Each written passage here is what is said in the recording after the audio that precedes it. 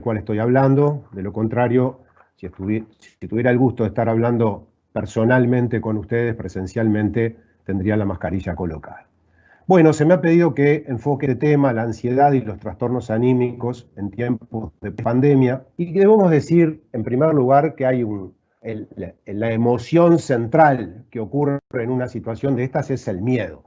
El miedo y todos sus sinónimos: preocupación, aprensión, temor, pánico o terror en sus formas máximas. El miedo responde a un peligro real, justipreciado, es decir, evaluado adecuadamente, o presente o anticipado. Y el miedo tiene la función de desencadenar respuestas que sean buenas para la lucha o para la huida, es decir, para la preservación del individuo. Ahora, en sus formas extremas, el miedo puede tomar la forma de un pánico que desorganiza y hace que no se tomen esas conductas adecuadas, o de un terror paralizante. En la escala zoológica, los animales tienen miedo frente a la percepción de un peligro. Ven, escuchan, huelen algo que va a representarles un peligro. El ser humano agrega la posibilidad de un miedo conceptual, de un miedo basado en ideas. ¿Qué es el coronavirus para nosotros? Si lo queremos visualizar, es, bueno, esa imagen estilizada de la esfera con pinchitos. Es también una referencia matemática. Todos los días, cuántos casos, cuántas muertes, que pasa con la famosa curva que tratamos de aplanar. Entonces, en general, estos miedos que son mediados por lo intelectual tienen menos expresión física que las que hay ante un peligro tangible, inmediato y pasajero. Pero justamente es permanente y además reforzado a cada rato. Primero por la información cotidiana, minuto a minuto, sobre la expansión de la pandemia. Cada día hay más muertos en el mundo, más enfermos en el mundo. Y además por la voz de la ciencia, porque la ciencia, ¿qué tiene hoy para decirnos? Esto es nuevo y por lo tanto poco predecible. Entonces, una de las cosas que nos alivian los miedos, que es decir, bueno, esto va a evolucionar así o asá, hoy no disponemos de eso. Entonces, el miedo debe preservar la vida del individuo, pero también la vida de la especie, si le damos una teleología darwiniana, digamos así. Entonces, se cumple esa función si el individuo se prepara para luchar o para huir, o si se esconde adecuadamente, por ejemplo, camuflándose, pero también avisar al grupo y ayudar a los frágiles. Ahora, si uno se queda en el miedo y no lo transforma en medidas de protección, se podría hablar de un fracaso biológico de ese miedo. ¿Y cuándo el miedo no cumple su función protectora? Bueno, puede ocurrir por distintas causas. Uno es por ignorancia, por desconocimiento. Si yo no sé que estoy en peligro, obviamente no se activa el miedo ni las conductas. O por otras cosas: negación, soberbia narcisista, actitud antisocial, conceptos ya más del terreno de la psicología y de la psiquiatría que intentaré aclarar. Ya dijimos, desconocimiento, no percibo el peligro o falto de información y entonces no tengo miedo ni actúo en consecuencia. La negación es el nombre que se le da en psicología cuando se conoce la amenaza, hay información, pero se minimiza con ideas tales como hay un error, los medios exageran, ya pasó el peligro, y entonces se actúa como si el riesgo no existiera. ¿Para qué puede servir la negación, psicológicamente hablando? Y nos ahorra el estrés del miedo, pero el problema es que impide defenderse.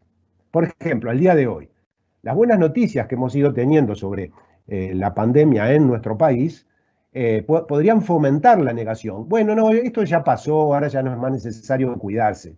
Lo que está ocurriendo en Rivera tal vez ayude a desmontar un poco esa negación psicológicamente conveniente, pero biológicamente muy inconveniente.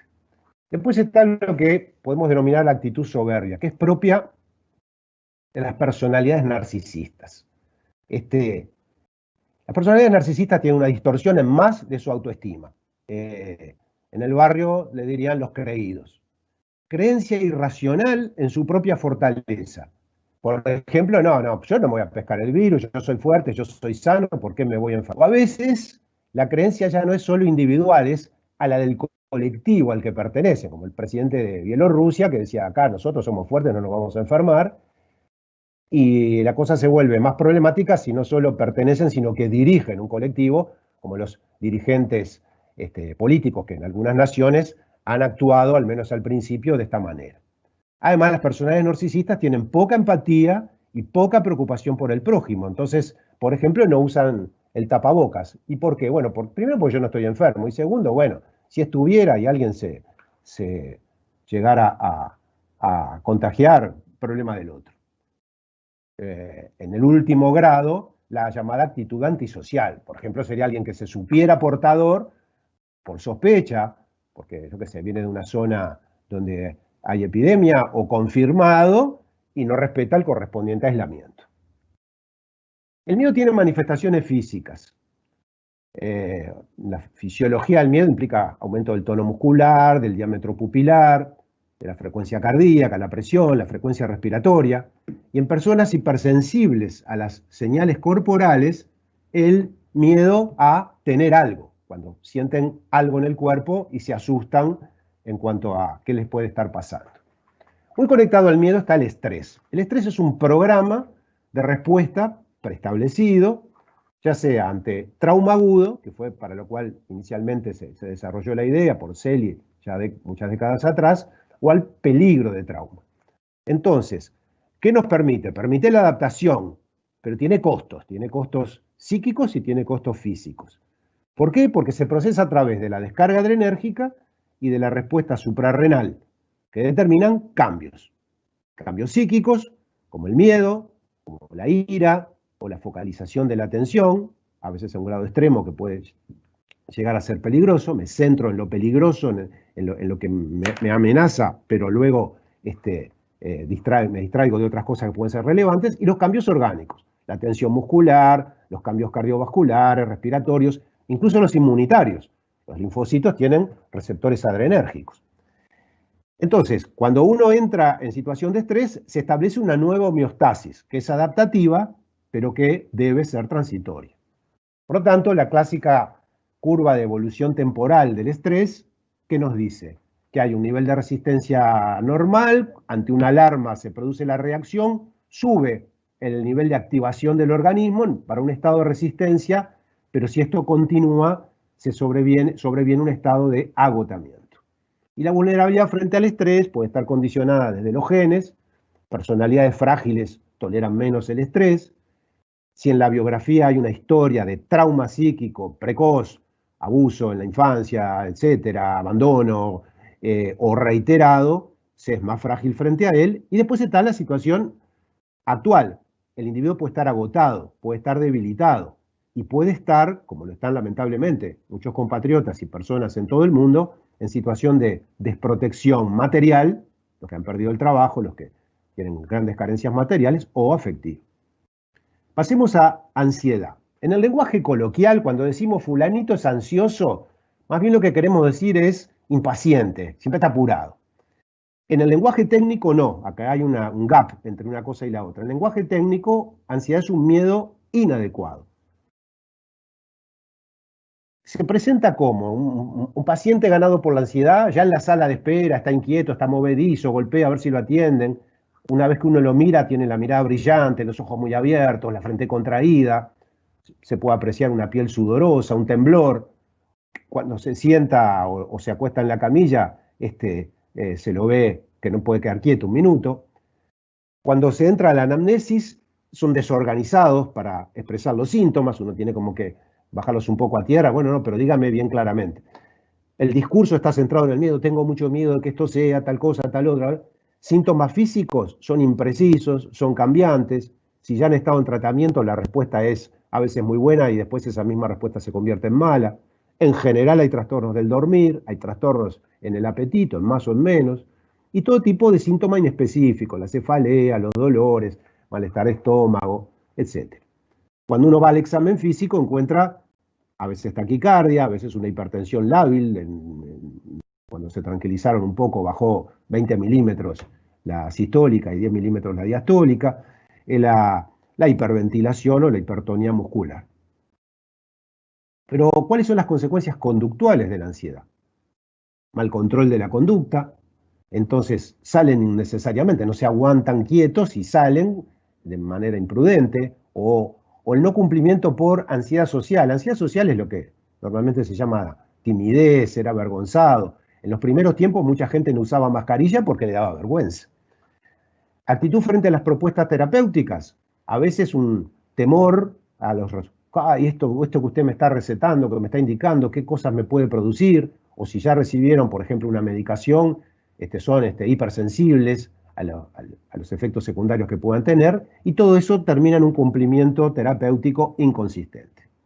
En la pandemia, obviamente, todos tenemos miedo de contraer un coronavirus, pero al miedo normal, por tener algún síntoma, si uno hoy tuviera fiebre y tos seca, dice, no me lo habré pescado. O por proximidad a casos positivos, todo eso es lo normal, pero ¿qué se agrega?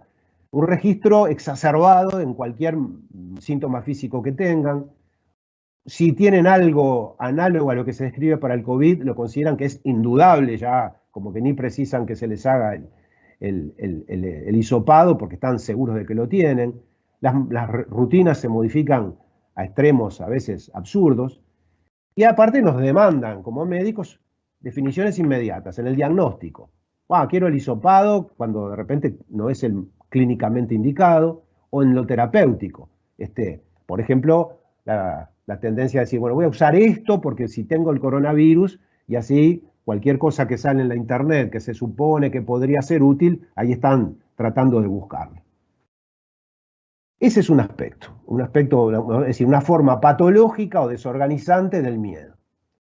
Después está lo otro, la tristeza, con sus sinónimos, pena, angustia, dolor emocional, y también la compasión. Es una forma de estar triste por lo que le ocurre a otro. Es una reacción normal cuando a uno se le frustran los deseos. Si yo me iba a hacer un viaje en el mes de junio, y bueno, se me frustró el deseo, estoy triste porque la situación mundial no lo permite. O cuando uno pierde algo valorado, querido.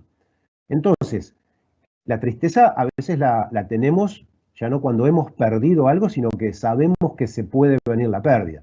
Nuestra vida, la de un ser querido, la salud, el trabajo, el sustento, o la posibilidad tan necesaria para todos los seres humanos de contacto con otros seres. Y todo esto está amenazado por el coronavirus y por lo tanto hay tristeza como un sentimiento normal. Ahora bien, además, hablamos de la compasión, la mayoría de los seres humanos tiene empatía. Y entonces el sufrimiento de otros seres humanos o no, cercanos o no, a veces, o debería siempre, causarnos tristeza propia. En el uso popular, la palabra angustia a veces es pena, dolor emocional, a veces es miedo por peligro inminente. Y en el uso técnico es una ansiedad, un miedo inadecuado, pero con importante expresión somática, cuya forma máxima es el ataque de pánico, que seguramente en alguna ocasión todos ustedes habrán tenido que asistir.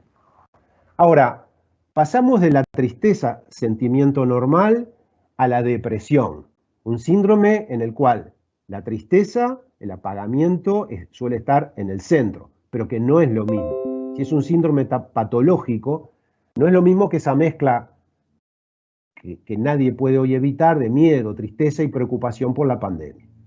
Depresión implica desvitalización. Las funciones psíquicas y las funciones corporales descaecen. En general estas cosas no aparecen al comienzo de los estresores. En el caso bueno, la pandemia llegó al Uruguay hace 2 meses y medio. Si se prolonga el miedo, si se prolonga la necesidad de aislamiento, y pasa el tiempo y no aparecen las soluciones radicales, la cura, la vacuna, entonces hay más chance de que vayan apareciendo con el correr de las próximas semanas o meses cuadros depresivos. Entonces, aquel que entró por el lado del miedo termina en que abandona las medidas de protección, porque ya al deprimido, digámoslo así, no le importa nada. Y por supuesto está el peligro de las ideas y las conductas suicidas, que nunca deben dejar de preguntarse, suave pero firmemente, cuando estamos frente a un paciente con estas características. Entonces, el deprimido se nos presenta lento, cabizbajo, con cara de sufrimiento, la mirada apagada. Uno le hace preguntas y tiene una latencia en responder, que uno puede pensar que no estaba atento, y no es eso, es que su proceso psíquico va más lento, hipofonía, la voz débil, y algunas veces esto está acompañado de ansiedad y un gran desasosiego. Entonces, ¿qué va a aparecer cuando uno, bueno, lo invita al paciente a que hable de lo que siente? La tristeza, el abatimiento, la vivencia predominante es dolor anímico. Ojo en los niños y en los adolescentes que pueden no expresarlo así y lo que observan los demás es que está irritable y es una forma de depresión en la gente menuda. Entonces, ya la persona no logra disfrutar, las cosas que le importaban dejan de importarle, le cuesta actuar, le cuesta decidir, y pierde la esperanza de que lo malo va a ser temporario. Cuando miran el futuro lo ven, si hoy es malo va a ser igual o peor mañana y así por tiempo indeterminado. Entonces, ya dijimos, a veces hasta puede perderse el miedo a enfermarse, a contagiarse o al deterioro económico. Las llamados síntomas somáticos, como la alteración del sueño, del apetito, de la energía física, y muchas veces se acompaña de ansiedad, de ideas de ruina, de culpa y las ideas suicidas que ya dijimos deben ser investigadas. Entre nosotros, entre los médicos, ¿qué podemos decir de la depresión? Miren, estos son datos anteriores a la pandemia. Los estuve repasando tiempo atrás para una charla al respecto. Y fíjense, si en un momento dado tomamos toda la población médica y se les hace un screening de depresión, nada menos que un 10% tiene elementos depresivos que configuran un síndrome al menos leve. Y esto es en estudios en 3 continentes, vean, Brasil, Austria, Taiwán. Y lo que se ha visto, ¿cuáles son los factores de riesgo para que un médico desarrolle depresión más allá de su carga genética y de su historia biográfica? El que está bien detectado es el estrés ocupacional, que lo integra el exceso de trabajo, sienten que el esfuerzo que hacen no es adecuadamente recompensado y si tienen o no apoyo interpersonal. Pregunto yo a los colegas que están hoy en la línea de batalla, en la línea de trinchera, haciendo domicilios, en las móviles, en las puertas de emergencia, en los CTI, si no estarán realmente en riesgo por todo esto, porque todo esto está presente hoy, porque la situación se los está demandando. Además, existe, todos conocen el llamado síndrome del burnout, que es cuando hay un estrés emocional crónico, la respuesta se vuelve inadecuada. Y esto le ocurre a la gente que trabaja con gente en profesiones de ayuda. Por ejemplo, todo lo que es personal de salud, también a los docentes, etc. Y entonces, hay cansancio emocional, la famosa frase no puedo más, pero se distorsiona la conducta y entonces empiezan las actitudes negativas hacia los pacientes, se los trata apuradamente o despectivamente o sin la natural empatía con que normalmente los médicos lo hacen, el personal de salud lo hace, y además una intensa frustración, disminución de la sensación de realización personal, que cuando podemos ejercer nuestra profesión en entorno y en forma adecuada, tanta satisfacción nos da. Otro trastorno que yo creo que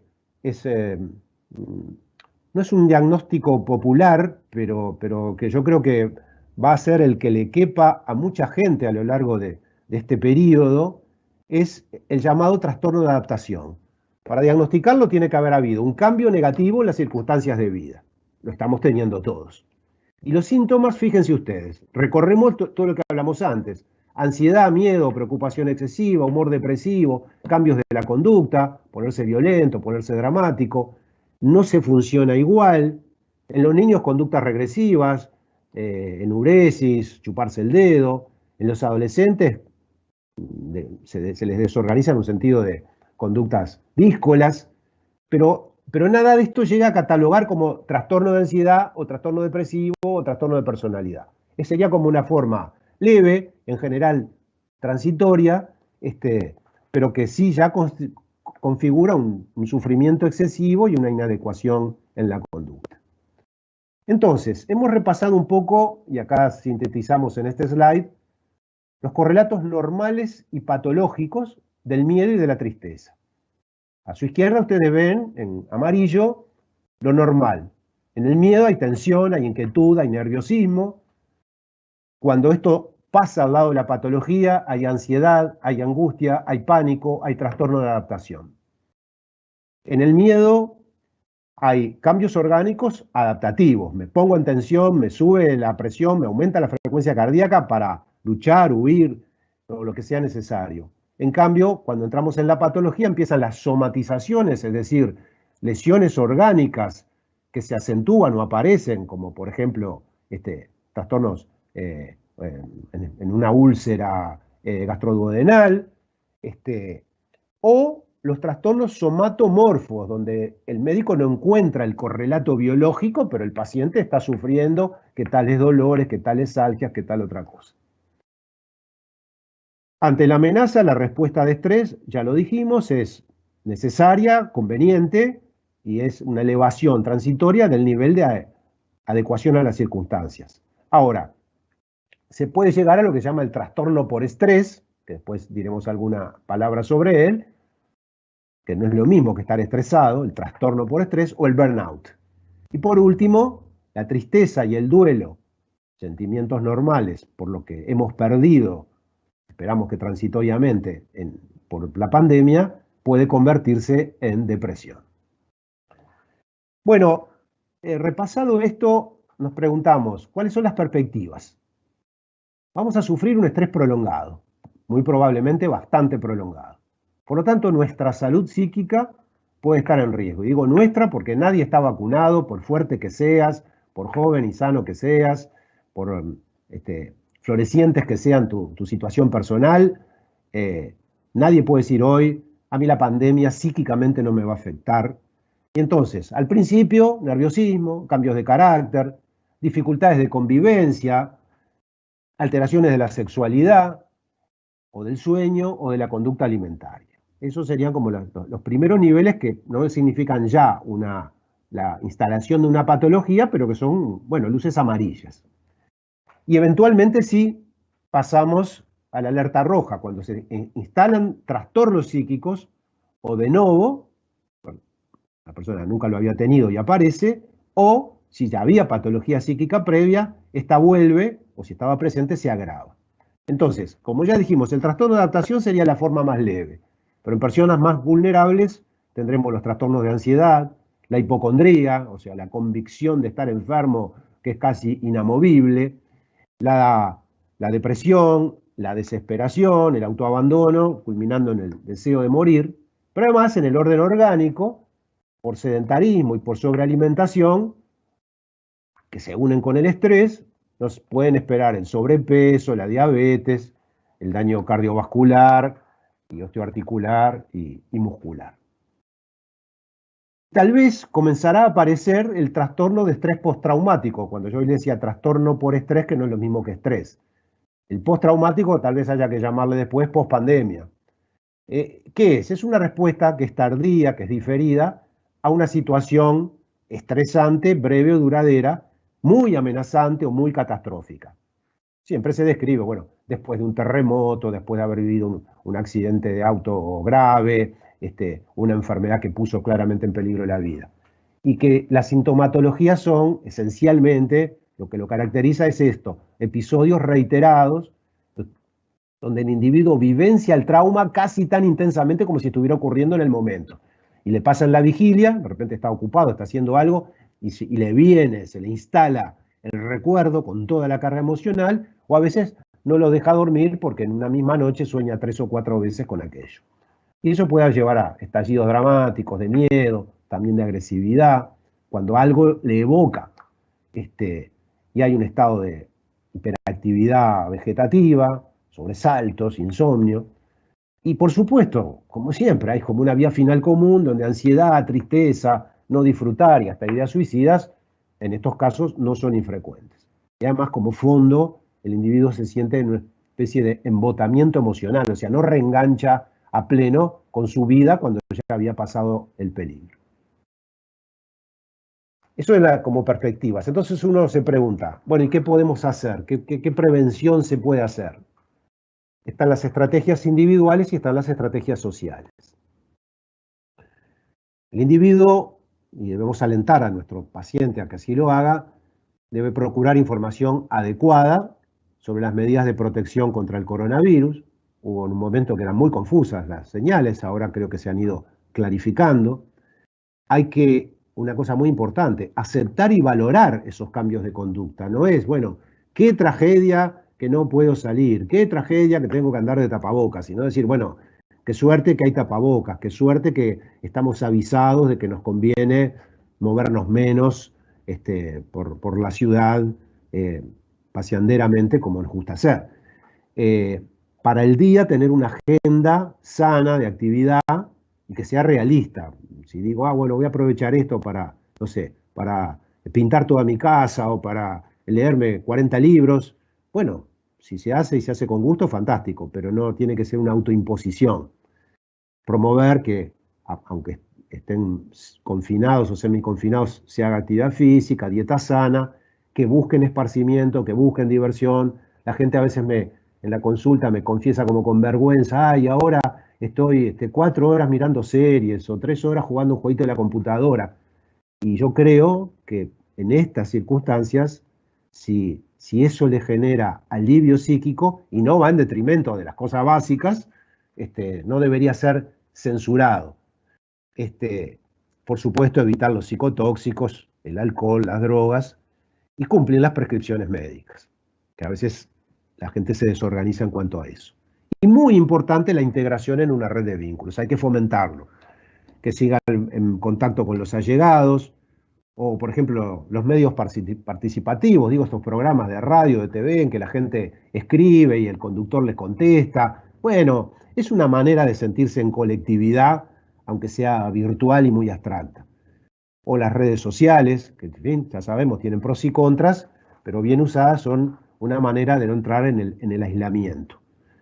Todo esto vía teléfono, vía WhatsApp, vía todos esos medios.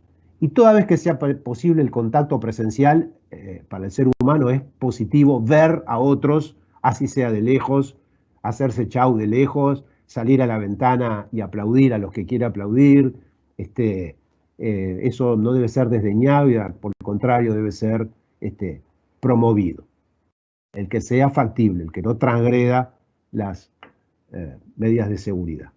Y otra cosa que también hay que fomentar, uno debe pedir apoyo, pero también debe entender que una parte de la defensa del bienestar psíquico es dar apoyo.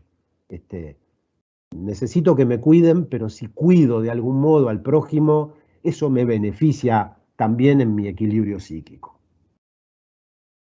Eso era en cuanto a estrategias individuales, pero como estrategias sociales, bueno, por ejemplo, ante la pobreza que se incrementó por la imposibilidad de trabajar de tanta gente, han aparecido las ollas populares, las canastas solidarias. Por supuesto que son útiles porque, en fin, proveen de alimento, pero hay otro alimento, que es el emocional, el que concurre a una olla popular a buscar su plato de comida, el que recibe una canasta, está sintiendo que un prójimo, aunque sea anónimo, se está ocupando de él, que hay un acto afectivo.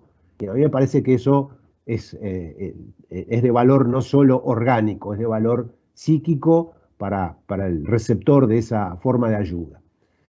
También es preventivo que la gente sienta que los gobernantes, los que dirigen las cosas, los procesos de salud, etcétera, y toda la sociedad está claramente comprometida con la protección de la salud. O sea, que el mensaje sea consistente en eso, y mensaje y en los hechos. Lo otro que es una gran protección es la evidencia, que en nuestro medio yo creo que es indiscutible, de que el personal de salud es solvente, que sabe de lo que está haciendo, que se dedica, que es valiente, como lo han demostrado nuestros colegas que han ido a meterse en los focos más difíciles, y que además que sea numéricamente suficiente.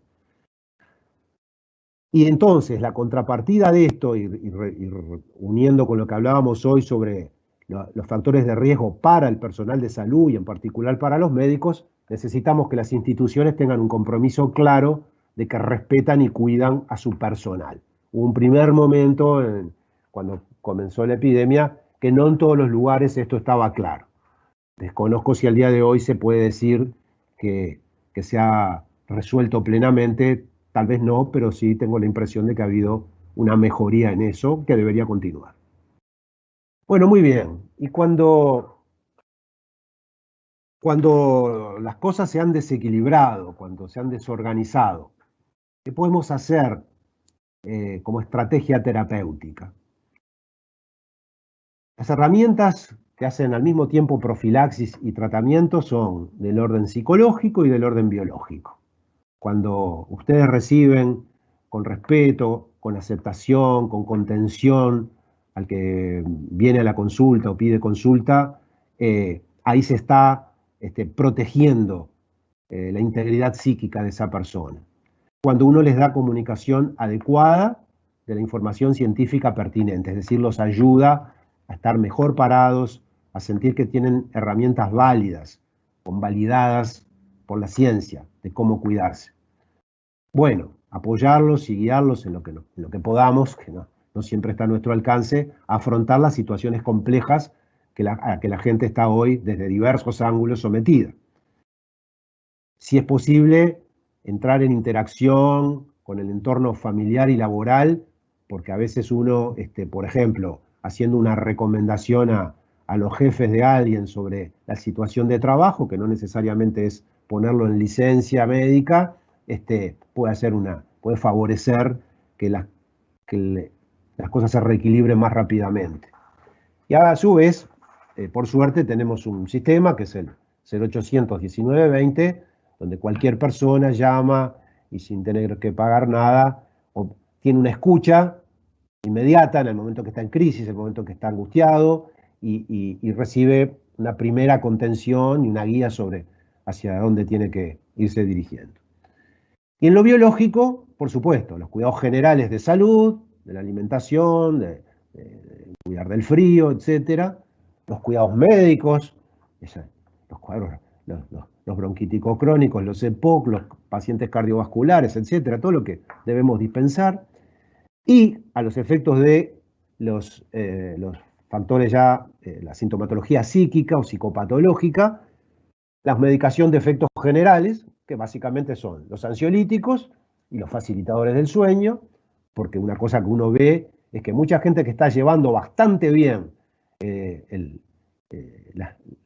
la nueva situación, sí tienen una cierta distorsión o de poder dormirse en hora o de mantener el sueño en un buen bloque de varias horas ininterrumpidos, y entonces hay que facilitar el dormir con las distintas medidas de higiene del sueño y farmacológicas que pueden servir.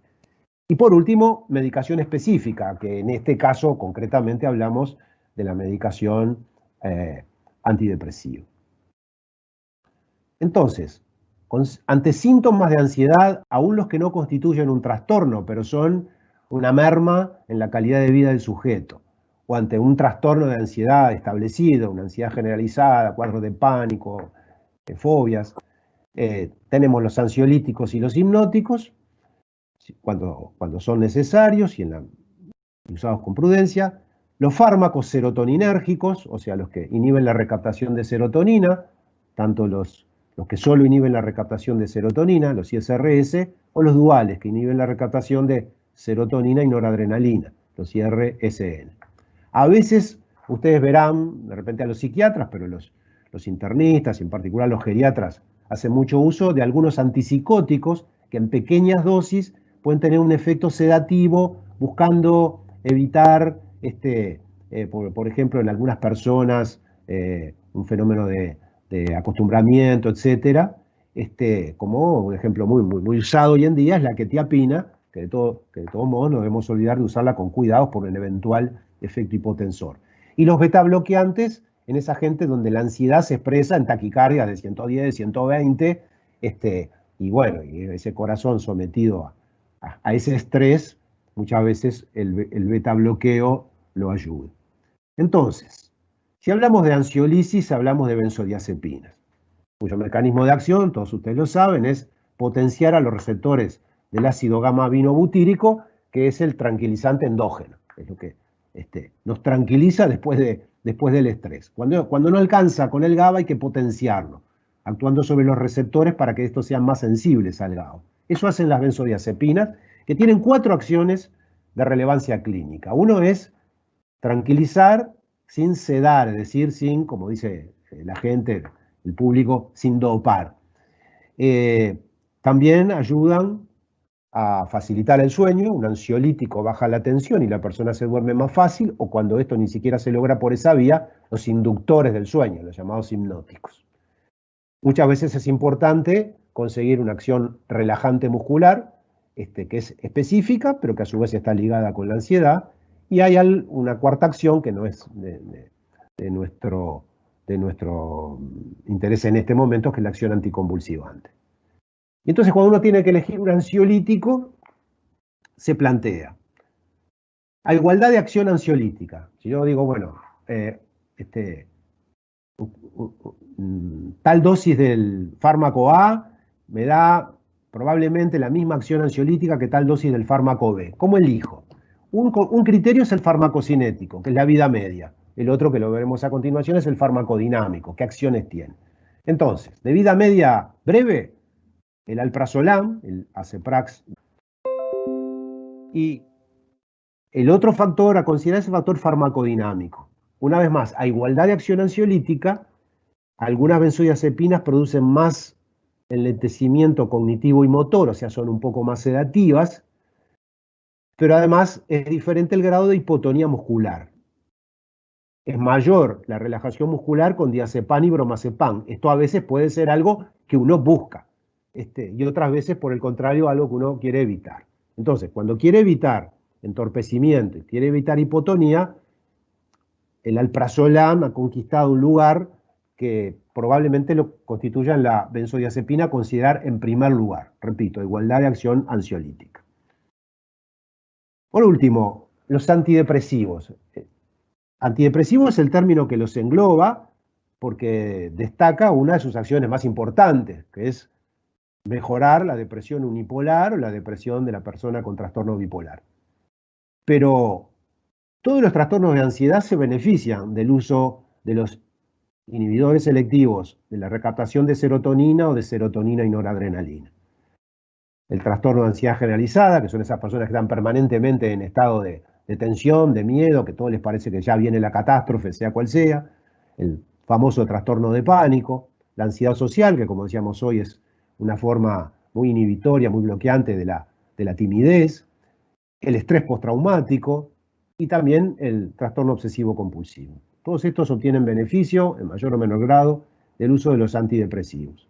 Después hay algunos trastornos que no son típicamente de nuestra área, en el sentido de esto que estamos hablando hoy, pero la eyaculación precoz, que a veces sí está vinculada a la ansiedad, pero más allá de eso hay un efecto secundario de estos fármacos que la inhibe, y entonces pasa a ser un efecto primario positivo, o la gente con bulimia, algunos ISRS disminuyen los atracones. Y está en discusión si para los trastornos somatomorfos, esos pacientes que tienen de todo a nivel del síntoma físico y uno los estudia y no encuentra nada que los explique, está en discusión hasta dónde pueden ser útiles o no estos fármacos. ¿Y cuáles son? Bueno, los ISRS son un grupo de 6 fármacos. En algunos se marca más una acción sedativa propia, como podría ser la paroxetina o la fluvoxamina, otros la tienen en menor grado, también hay diferencias en su vida media, más corta con la sertralina, más larga con la fluoxetina. Tienen ahí ustedes en amarillo las marcas que ofrece el laboratorio que auspició esta reunión, esta conferencia, y después de los inhibidores duales de serotonina y noradrenalina, en nuestro mercado tenemos 3, la venlafaxina, la desvenlafaxina y la duloxetina. Bueno, y hay otros que no trabajan por estos mecanismos, podríamos decir, cada uno es un grupo aparte, el bupropión, la mirtazapina, la gomelatina y la vortioxetina. Bueno, en general hay que saber que si uno utiliza un antidepresivo, está tomando una decisión que no es a corto plazo, es por lo menos a mediano plazo. No tendría sentido medicar a alguien con un antidepresivo durante 15 días. Sería absurdo, ni siquiera le damos tiempo de empezar a actuar, tienen una latencia prolongada. Hay algunos efectos que se pueden sortear con una instalación gradual, como son los efectos digestivos que algunas personas pueden experimentar, no todas. Ya dijimos que puede haber un retardo eyaculatorio o un retardo orgásmico, que se va instalando con el tiempo. Gente muy sensible puede tener un poco de temblor, pero no es lo común. Son fármacos en general realmente bien tolerados. Vale, que esto ha sido un intento de repaso de las medidas. Lo psicológico individual, lo psicológico social y lo biológico que creemos que está en manos de todos los médicos tener presente para ayudar a nuestros compatriotas y ayudarnos nosotros mismos en este tipo de situación. Bueno, con esto les agradezco la atención y quedo a disposición para escuchar los comentarios y preguntas que Julio nos quiera aportar. Muchas gracias, Álvaro, por la exposición que siempre nos agrega puntos de vista muy valiosos. Tenemos, por lo menos hasta el momento, 2 consultas. Una concretamente tiene que ver con los trastornos de adaptación y los cuadros de ansiedad, es decir, cómo diferenciar, más allá de que tú lo hiciste en la exposición, preguntan concretamente en la clínica cómo diferencia un paciente que se presenta con un cuadro de ansiedad y cuál podría ser un trastorno de adaptación, y por otra parte si tienen conductas terapéuticas diferentes. Bueno, muy buena pregunta porque marca lo que yo diría una insuficiencia del diagnóstico y de la terapéutica en psiquiatría. ¿Qué quiero decir? Como bien percibe el colega, y por eso está haciendo la pregunta, encontrar que alguien a punto de partida de una situación de cambio, como la que nos impone la pandemia, por ejemplo, o peor aún, cuando por la pandemia perdiste el trabajo o cosas por el estilo, desarrolla un estado ansioso, uno diría, bueno, primero, ¿quién no va a estar preocupado, quién no va a estar tenso en una situación de ese tipo? Miedo normal, que ni siquiera merecería ser calificado de ansiedad. Bueno, pero la persona empieza a no poder dormir, a no poder concentrarse, a tener síntomas físicos. Entonces sí, estamos frente a síntomas de ansiedad, es decir, de un miedo exagerado, inadecuado y no operativo. Bien. Entonces, si el grado de perturbación es sumamente significativo y se constituye lo que en psiquiatría son diagnósticos más clásicos, el trastorno de ansiedad generalizada, donde el individuo todo el tiempo y en relación prácticamente con cualquier estímulo reacciona con vivencias de una catástrofe inminente. Yo qué sé, la esposa llega 5 minutos más tarde y ya piensa que la pisó un auto, y así todo el tiempo. Entonces uno diría, bueno, ahí estamos frente a un trastorno de ansiedad generalizada. Si no alcanza ese nivel, si es una ansiedad que va y viene, que por momentos le permite al individuo mantener un estado más o menos equilibrado e ir reorganizando su accionar para superar la situación, pero lo hace sufrir, probablemente ahí se puede hablar de un trastorno de adaptación. Pero cuando en la definición psiquiátrica de trastorno de adaptación se dice los síntomas no alcanzan para diagnosticar un trastorno de ansiedad o una depresión o un trastorno de conducta, la pregunta es, ¿dónde pasamos el límite? Creo que eso es lo que el colega está preguntando y yo debo decirle, no es muy claro, es casi una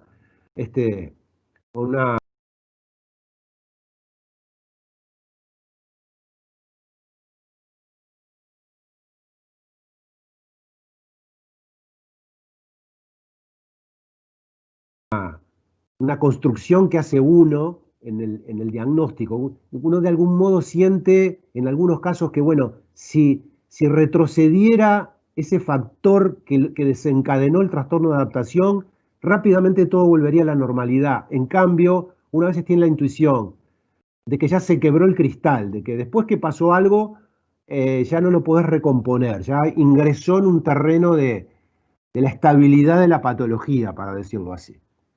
Bien, me gustaría ser más concreto, siempre prefiero serlo, pero no es, no me es posible porque no está claramente estipulado. Y la segunda insuficiencia de la psiquiatría respecto a esto es todos los ensayos clínicos que muestran eficacia de tales o cuales fármacos o técnicas psicoterapéuticas en depresión, en pánico, en agorafobia, etcétera, que nos permiten decir, bueno, miren, sí señores, indudablemente el alprazolam y la sertralina sirven para esto y para aquello. No hay ensayos clínicos ni de abordajes psicoterapéuticos y mucho menos de abordaje farmacológico de los trastornos de adaptación. Entonces, lo que dije respecto al diagnóstico de algún modo vale con respecto a la terapéutica. Es un criterio sutil del clínico decidir, bueno, llegó el momento de una intervención más contundente. Muchas gracias, Álvaro. Llegaron 7 consultas más. Hay una que le acabas de responder justo con tu respuesta anterior. Voy a hacer una de Uruguay y después tenemos alguna también de fuera del país. Consulta un médico general que él no conocía, tú hiciste referencia al alprazolam de liberación prolongada. Él está acostumbrado a utilizar el alprazolam, el común, digamos, y pregunta cómo es tu experiencia y en qué situaciones lo recomendarías. Bueno, cuando hoy hablábamos de uno de los criterios de elección de benzodiazepina a considerar es su farmacocinética o su permanencia en el organismo, hay gente para la cual es importante el efecto ansiolítico inmediato pero breve. De algún modo el paciente se resiste a que el efecto tranquilizante permanezca mucho rato y muchas veces es para situaciones muy puntuales y uno dice, elijo una de vida media corta y con eso se cumple lo que se quiere hacer. Ahora, supongamos un paciente en el cual uno siente necesario que durante un tiempo la ansiolisis sea permanente, defiende más al organismo de él estar todo el tiempo con una potenciación del GABA. Entonces ahí, si fuéramos a utilizar el alprazolam o los otros de vida media corta, tendríamos que estarle indicando al paciente 3 o 4 tomas diarias. Y eso sabemos que es impráctico, sabemos que muchas veces por eso mismo el cumplimiento terapéutico disminuye, el individuo queda sometido a, bueno, durante unas horas tiene el efecto sedativo o ansiolítico en marcha, pero después se extingue y en algunos individuos muy sensibles hay como un rebote de la ansiedad.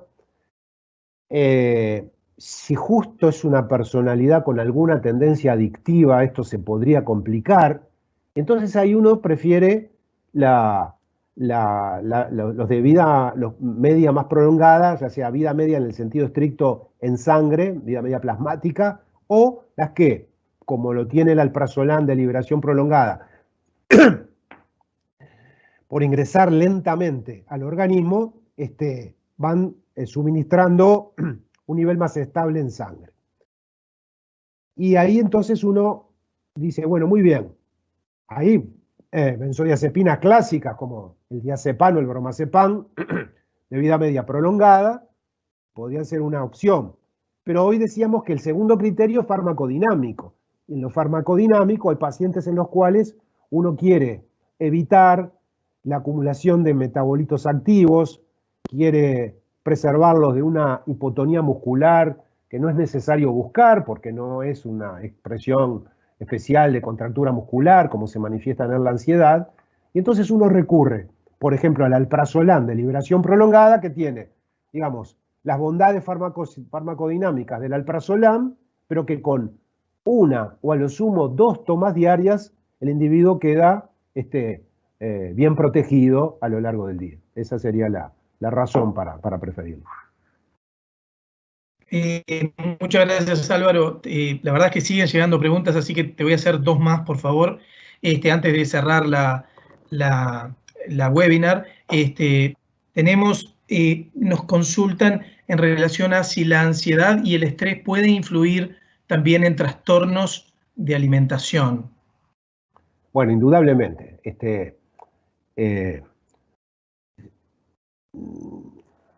Ustedes han visto una cosa un tanto cómica en nuestra práctica, que a veces alguien viene y dice, vengo por ansiedad.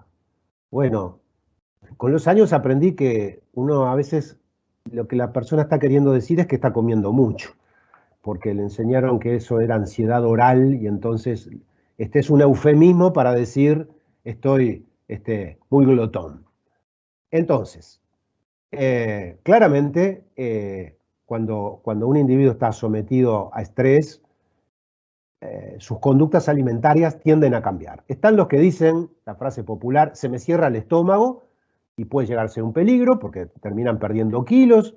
No es común que se llegue a una situación de inanición o de mediopragia por ese camino. Sí en los deprimidos graves. El deprimido grave pierde el apetito y a veces, hasta que no mejora la depresión, sigue y sigue perdiendo kilos. En la época que no había tratamientos de la depresión, era una de las causas de muerte. Los deprimidos se morían por suicidio, por accidentes, por indolencia en su autocuidado, o por inanición y deshidratación. Bueno, hoy eso no pasa, pero sería un ejemplo claro de un síndrome menos en la alimentación. Lo otro es, bueno, comer es en general una experiencia gratificante que de algún modo contrapesa los sentimientos disfóricos, displacenteros.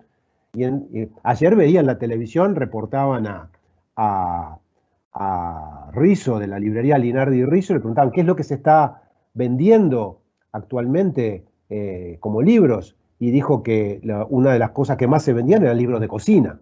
¿Ah?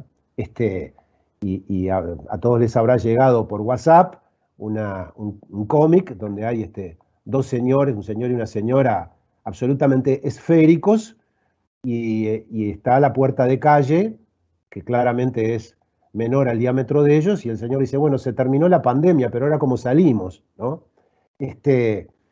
Por lo tanto, efectivamente, y si alguien tiene desde antes una predisposición a los trastornos alimentarios, bulimia en particular, no cabe duda que encierro, miedo, ansiedad, tristeza, aislamiento, todo va a confluir a que se active esa tendencia a los trastornos alimentarios. Gracias, Álvaro. Antes de hacer la última pregunta, queremos agradecer todos los comentarios positivos y los agradecimientos que nos están llegando. Aquellos a quienes el doctor Dottone no logre darle una respuesta, se lo vamos a estar enviando vía mail. Por favor, dejen sus contactos, así lo hacemos. Álvaro, te dejo con la última consulta y después sentite libre, por favor, de cerrar el webinar y saludar a los asistentes. Consultan cuál sería el abordaje de primera línea para tratar un trastorno de sueño por ansiedad. Bueno, la primera línea es la higiene del sueño, que la persona no tome excitantes, cafeína, a partir del mediodía o de las primeras horas de la tarde, llámese bebidas cola, café, mate. Lo segundo es que a lo largo del día realice algo de actividad física. Lo tercero es que disponga la situación del dormir en forma adecuada, o sea, en una habitación silenciosa, oscura, térmicamente confortable, que no se enganche con las pantallas a la hora de dormir. La luz de las pantallas, sea la del celular, la computadora, la televisión, genera una alerta en nuestra corteza cerebral que impide la conciliación del sueño. Que haga ejercicios de relajación, puede practicar el yoga, puede hacer meditación, puede hacer simplemente respiración, concentrarse en inhalar y exhalar. Si todo eso no alcanza, porque hay por detrás un trastorno psiquiátrico o porque hay simplemente un trastorno específico del sueño. Bueno, ahí es el momento de pensar en medicación.